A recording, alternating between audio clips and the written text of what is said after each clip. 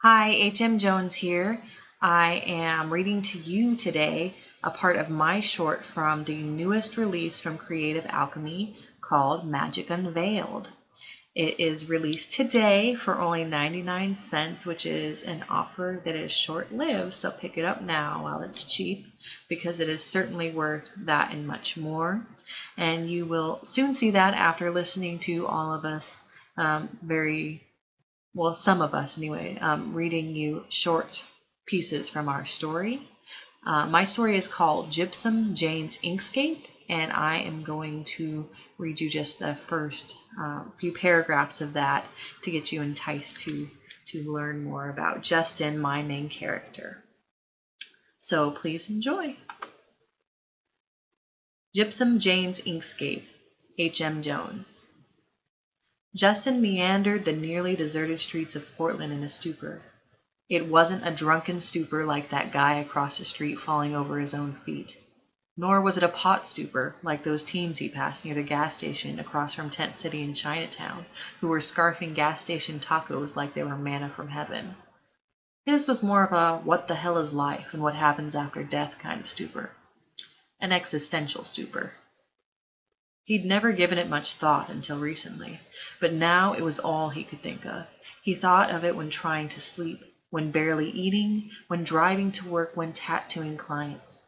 Some might think concentration important when creating permanent art on another person's skin, but he found that his hands were on autopilot when tattooing anymore.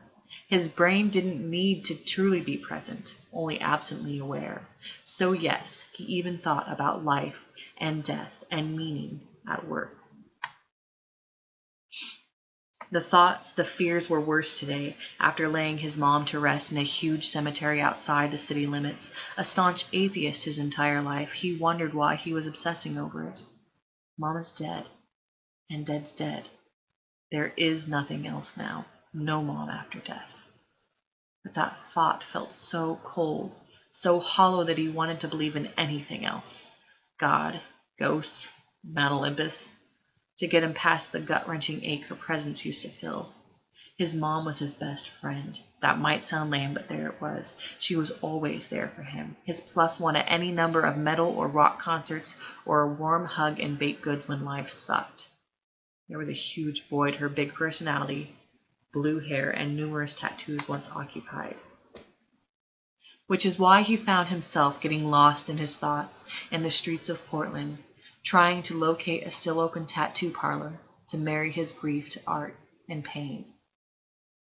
The trouble with his grand plan to fill a portion of his skin with something that represented Mom was that most tattoo parlors in Portland closed at 10 p.m. The ones that didn't were booked up or not up to his standards. He was a bit of a snob in that way. He was very careful in his health standards, in his art, and the way his artists conducted themselves around clients. He expected the same from places he visited. So it was becoming a futile search, this inky memorial to his mother. Now, after witnessing the joy with which the kids at the gas station demolished their tacos, he realized he was hungry. Not hungry enough for gas station tacos, though that was one of the only places open around 1 a.m., but very hungry all the same. He hadn't eaten the food at the memorial service for his mom. Come to think of it, he hadn't eaten in 2 days.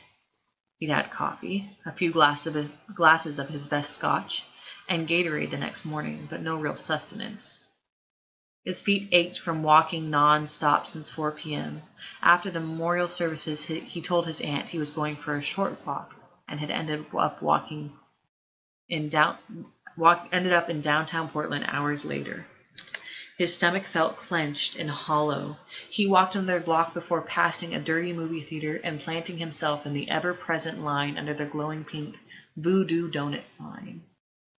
A messy, super sugary, candy-coated slab of dense dough was just what he needed. The drunk gaggle of 2 young girls in front of him kept whispering and looking out of the corner of their eyes. They tossed their hair, trying to catch his attention.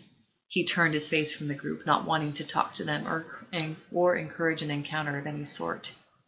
He stared fixedly down the alley in between the donut shop and closed restaurant in order to appear busily distracted.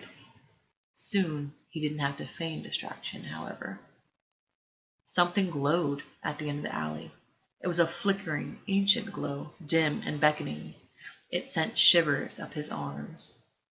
He was sure he was seeing the birth of an apparition. He shook the silly idea from his too-hungry brain. Lack of sustenance was catching up to him. He blinked slowly and stared down the alley again, but the light didn't waver, which led him to believe he was looking at... He squinted. A lantern. Weird. Would the city approve a lantern? Seems like a fire hazard. He was transfixed by the light. When the line moved inside, he still ruminated over it in a daze. He picked a donut without thought, without noticing the girls ahead of him taking selfies with him and the garish donut shop as the background. He pushed through the drunk and high crowd as if in a dream, out of the stained glass doors of the shop and down the short alley towards the light. Then it was before him in an old-fashioned black iron lantern, sending shadows dancing against the cobbled pavement outside the storefront. No, not a store. A tattoo parlor. An open tattoo parlor.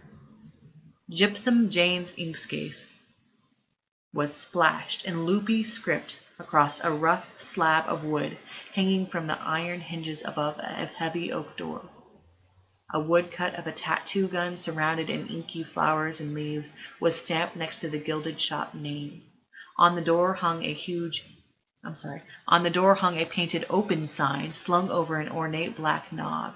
It was classy and old world.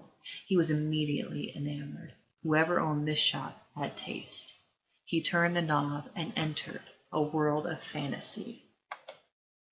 Thank you so much for listening to that short section of Gypsum Jane's Inkscapes. Try to say that 3 times fast.